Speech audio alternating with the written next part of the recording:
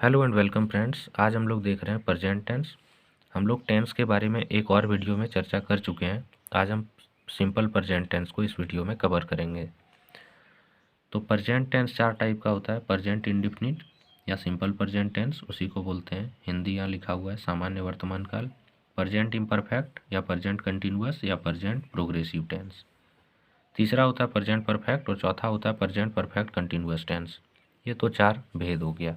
अब हम स्टार्ट करने वाले हैं simple present tense. Simple present tense basically इसमें हम लोग चार टाइप का सेंटेंस सीखेंगे, ठीक है। तो सिंपल प्रेजेंट टेंस को पहचानने का कुछ तरीका भी होता है, तो तरीका यहाँ लिखा हुआ है। क्या लिखा है? हिंदी वाक्यों के अंत में ता हूँ, ती हूँ, ता है, ती है, ये सब अगर रहेगा तो ये सब सिंपल प्रेजेंट टेंस का सेंटेंस कहलाएगा, ठीक है। अब सेंटेंस जब चार टाइप का होगा तो चार टाइप का स्ट्रक्चर भी दिया हुआ है। एक अफर्मेटिव का है, नेगेटिव का है, इंट्रोगेटिव और इंट्रोगेटिव नेगेटिव का है, ठीक है। ये स्ट्रक्चर दिया हुआ है ना। अब लेकिन यहाँ ब्रैकेट में हम यहाँ पे बॉक्स में कुछ लिखे हुए हैं। अगर सब्जेक्ट हम लोगों का आई, वी, यू और दे रहेगा, ठीक है, तो इसके बाद वर्ब की फर्स्ट फॉर्म आएगी, ठीक है। और अगर सब्जेक्ट ही, सी, इट और कोई भी सिंगुलर नेम रहेगा तो हम लोग वर्ब 5 का यूज़ करेंगे, ठीक है। ये तो जनरल बात हो गया। लेकिन अलग तरीके से अगर हम लोगों को जानना हो तो अगर सब्जेक्ट सिंगुलर रहा, सब्जेक्ट अगर सिंगुलर रहा तो वर्ब भी हम लोग सिंगुलर यूज़ करेंगे। और अगर सब्जेक्ट प्लूरल रहा तो वर्ब भी हम लोग प्लूरल यूज़ करेंगे। लेकिन ये प्लूरल वर्ब को पहचानेंगे कैसे? इसके लिए भी एक तरीका है। यहाँ जो लिखा हुआ वर्ड है you, we, they, the dogs. You मतलब आप लोग, तुम लोग, मीन्स बहुत सारे लोगों का बात हो रहा है। वी मतलब हम लोग, बहुत सारे लोगों का बात हो रहा है। दे मतलब वे लोग, यहाँ भी बहुत सारे लोगों का बात हो रहा है। और द डॉग्स मतलब बहुत सारे कुत्तों का बात हो रहा है। तो ये सब सारा जो सब्जेक्ट है ये प्लूरल सब्जेक्ट है। और प्लूरल सब्जेक्ट क्या करेगा? प्लूरल वर्ब लेगा। क्लियर है? दूसरा नीचे दिया हुआ है ही, जिसका मतलब होता है वह, और ये वह मेल के लिए यूज होता है। फिर है सी, इसका मतलब भी वह ही होता है लेकिन ये फीमेल के लिए यूज होता है। इट नॉन लिविंग थिंग के लिए, ये भी सिंगुलर सब्जेक्ट है। राम सिर्फ एक ही लड़का है यहाँ पर। और द डॉग मीन्स एक ही कुत्तों का बात हो रहा है, एक ही कुत्ता का, ठीक है। तो ये नीचे वाला जो है ये सब सारा सिंगुलर सब्जेक्ट है। ऊपर वाला जो है ये सब सारा प्लूरल सब्जेक्ट है। सिंगुलर सब्जेक्ट और प्लूरल सब्जेक्ट तो हम लोग जान गए, लेकिन अब सिंगुलर वर्ब और प्लूरल वर्ब को जानते हैं। अगर हम लोगों के पास वर्ब में एस या ई एस लगा हुआ मिलता है तो वो सिंगुलर सब्जेक्ट कहलाता है, सिंगुलर वर्ब कहलाता है, ठीक है। अगर एस या ई एस लगा हुआ रहता है तो वो सिंगुलर वर्ब कहलाएगा। और अगर एस या ई एस लगा हुआ नहीं रहता है तो ये प्लूरल वर्ब कहलाता है। एक चीज़ हम लोग पढ़े हुए हैं, ठीक है। मान लीजिए एक वर्ड है पेन, और इसमें अगर हम लोग एस जोड़े, पेन्स, तो बहुत सारा पेन हो गया। यहाँ एक ही पेन हुआ, ये क्यों हो गया? इसको हम लोग सिंगुलर बोल रहे हैं, इसको हम लोग प्लूरल बोल रहे हैं।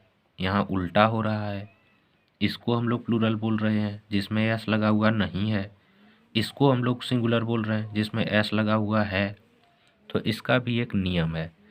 पेन नाउन होता है, मीन्स संज्ञा होता है, और संज्ञा में अगर हम लोग एस या ई एस जोड़ेंगे तो ये प्लूरल बनेगा।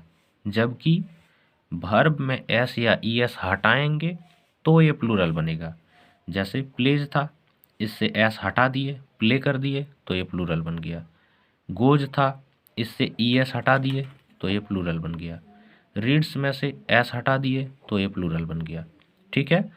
नाउन में एस या ई एस जोड़ने पर प्लूरल बनता है और वर्ब में एस या ई एस जोड़ने पर सिंगुलर बनता है। ये याद रखना पड़ेगा आपको। ये यहाँ भी हम लिख दिए हैं, नाउन में एस या ई एस जोड़ने पर प्लूरल बनता है, वर्ब में एस या ई एस जोड़ने पर सिंगुलर बनता है, ठीक है। ये 2 पॉइंट याद रखना है। अब हम लोग डायरेक्ट सेंटेंस पे आते हैं। मैं जाता हूँ, ये सेंटेंस दिख रहा है। लास्ट में ता हूँ, इसका मतलब ये सिंपल प्रेजेंट टेंस का सेंटेंस तो है और ये अफर्मेटिव सेंटेंस है। मैं नहीं जाता हूँ, अगर नहीं लग गया तो ये नेगेटिव सेंटेंस हो गया। क्या मैं जाता हूँ, क्वेश्चन पूछ रहे हैं, तो ये इंट्रोगेटिव सेंटेंस हो गया।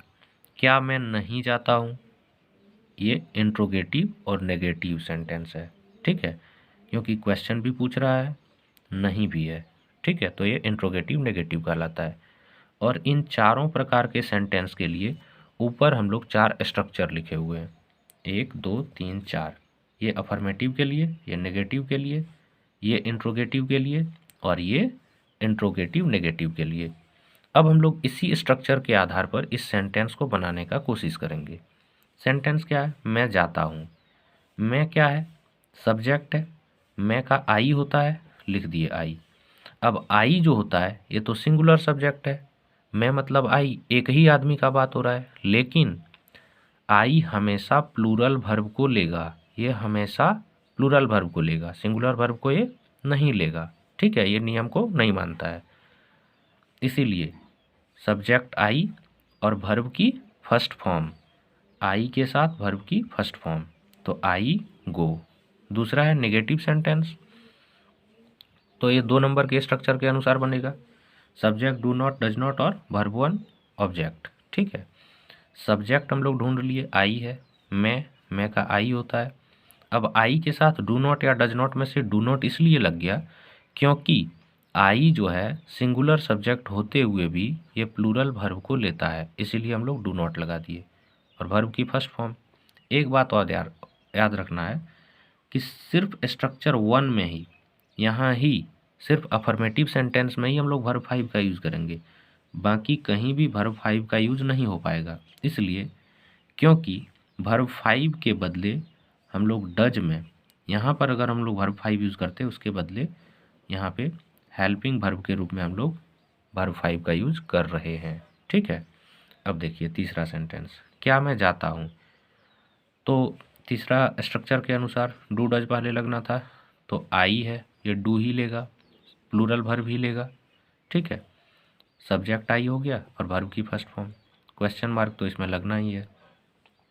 आ गया क्या मैं नहीं जाता हूँ, इसमें भी डू लगेगा क्योंकि आई हमेशा प्लूरल वर्ब को लेता है, तो डू आई नॉट लग जाएगा और वर्ब की फर्स्ट फॉर्म।